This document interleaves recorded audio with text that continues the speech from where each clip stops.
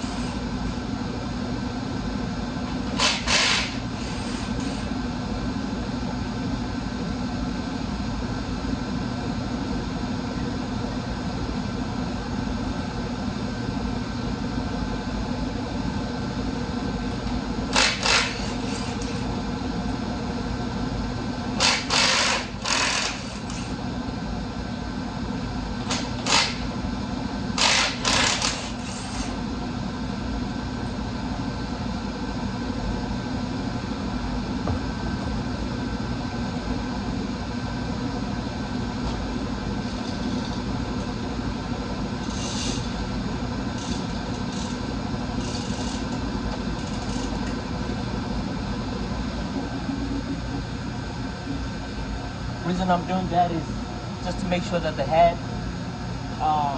anchor holds the head pretty well. Because right now I only have a few screws left, so there's a good chance that head can just fall on me very easy, right?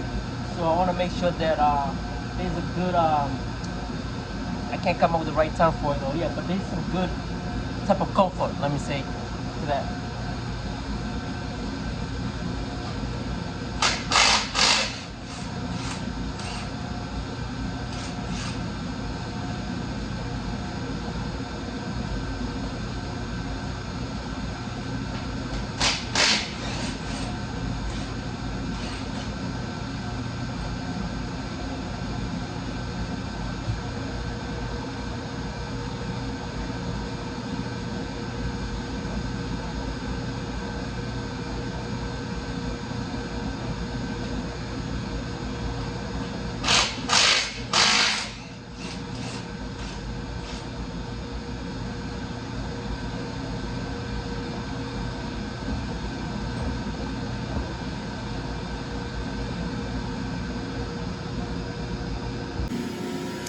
So as you can see, I only have 2 bolts left.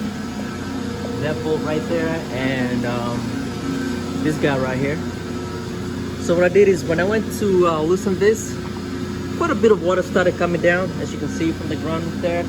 So that means there's still a little bit of water left, probably right around right there. So I just make sure that it's all dry before I do that. You know, I just try not to make too much of a mess actually. So the north plant, unfortunately, is one of dirtier plants. It's not as clean as it's supposed to be though, but that doesn't mean that I need to abuse it and make it dirty. So I still try to do my best to a little bit cleaner. You know, like what I did is like yesterday when I did this chiller here though, there was a lot of mess. You know, as you can see, the towels are coming off. We need to replace this. Most buildings that I've worked for, we have a budget at the end of the year where we get a contractor to come replace all this stuff.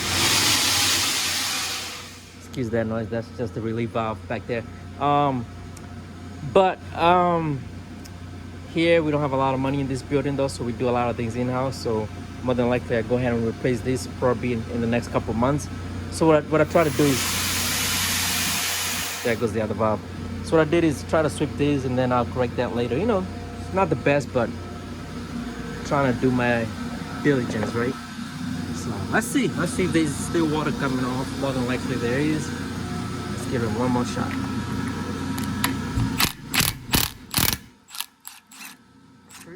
There's less water now, so it should be good.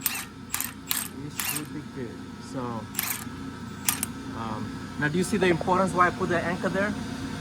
There's only one bolt holding this head and it's very heavy though. So what I'll do is I'll make sure the anchor is there tight. I mean, this is a death situation here though. If you don't know what you're doing, you can definitely kill yourself very easy. So just want to make sure, yeah, it's pretty tight. It's pretty tight. Yeah, it's pretty tight. Yeah, I just want to make sure that there's enough. Yeah. So actually, let me put the phone on the side and let's see how this head comes off.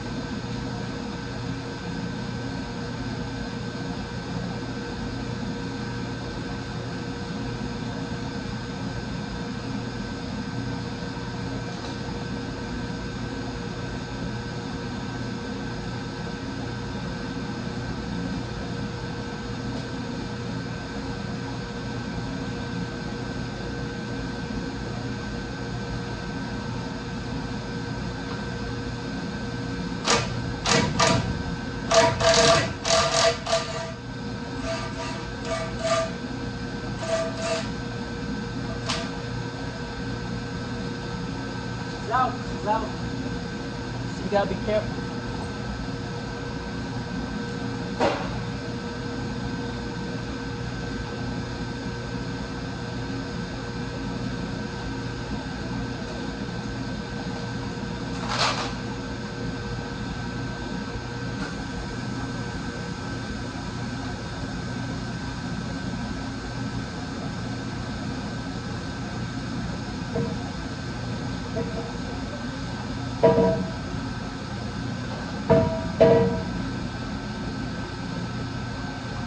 Very heavy, I might need a second set of hands.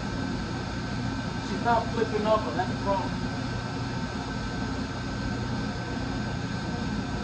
I don't know if you guys can hear me from there, but so every bolt is off and everything. The anchor is still there. The head is so heavy that I'm not able to push it by myself.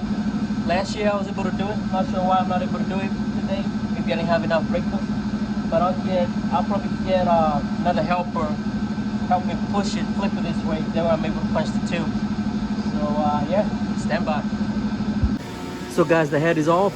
I definitely had to get help push that guy. Very, very heavy. One of the guys came in and helped me up a little bit though. So we laid it here on the ground for now. This is how the tubes look like.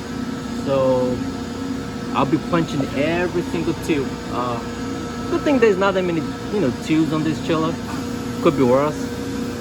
So far it looks pretty good though. It doesn't look that dirty though, man. These chillers were installed in 1988. I think I was 4 years old then. Not sure I was 3 years old. So yeah.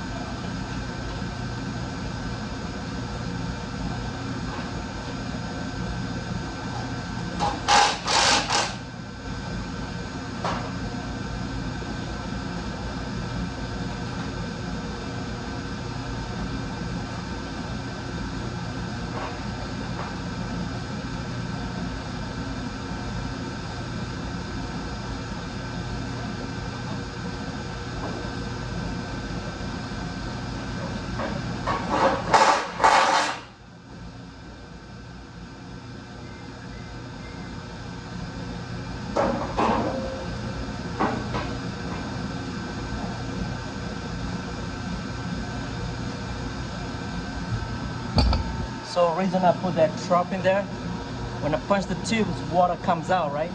So I don't want too much water getting on the ground. So I hook up the hose to the bottom of that trough, and that should take it to the drain line. So this is how I have everything. This is called a Goodway machine. As you can see here, there's the water hose. Goes into the machine, comes up from this tube right here. This brush you see here, the one that's gonna go to every hole in there.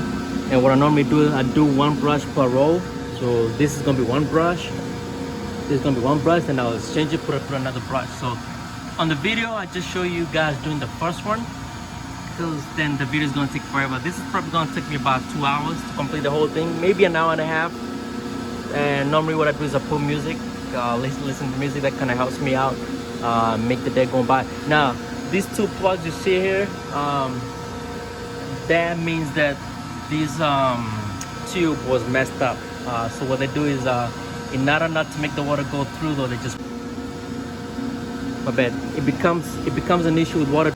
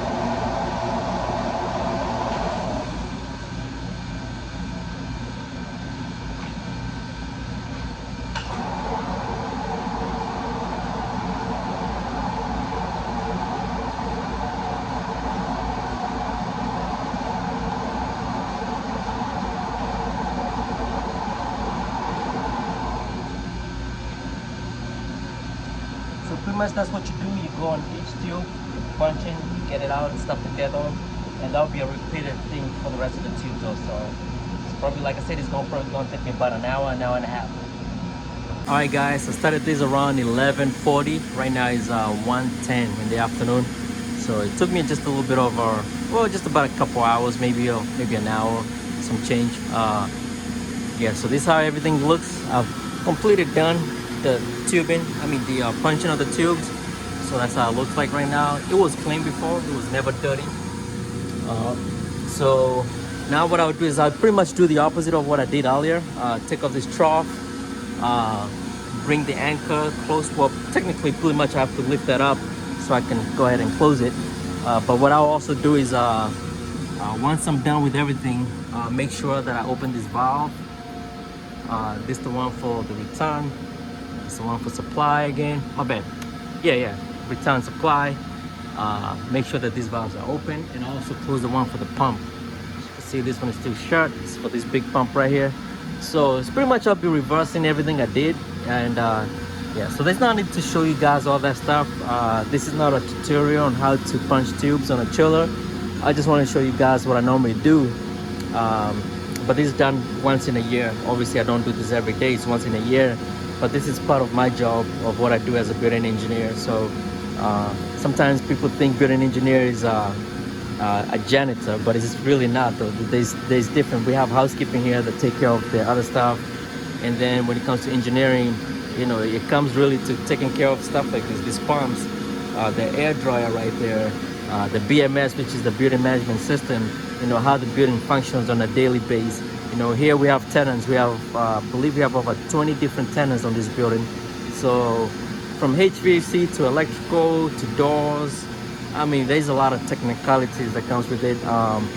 We have to go with the codes that have to do with DC. Like I work in DC, so there's certain things that we have to do to get with the DC code. So it's a lot of things that goes in. Like this is a backflow preventer right here though. So this last time it was done on the September 23rd. So we're gonna be doing it again September of this year. So stuff like that though. So yeah, just wanted to give you guys a brief cap of what I do and how it's about my hobby. I mean my hobby of, you know, racing cars, driving cars, doing what I do with cars. This is where the money comes from. And of course also my wife, you know, she has been a supporter of me. You know, normally when the wife is not on board with what you're doing, then forget about it, right? So at least she's there. She kind of lets me do what I want to do sometimes. So yeah, so that's it. All right, thanks guys.